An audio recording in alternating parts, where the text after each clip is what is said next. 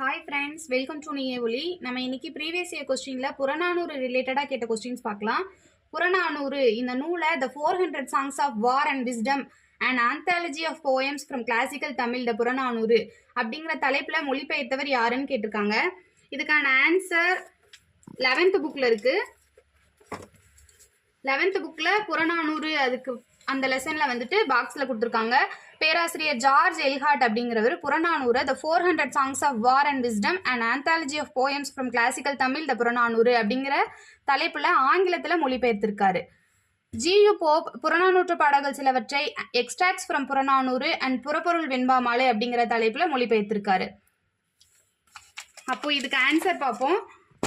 புறநானூறு இந்த நூலை த 400 சாங்ஸ்னு மொழிபெயர்த்தவர் யாரு? ஜார்ஜ் எல்ஹார்ட்.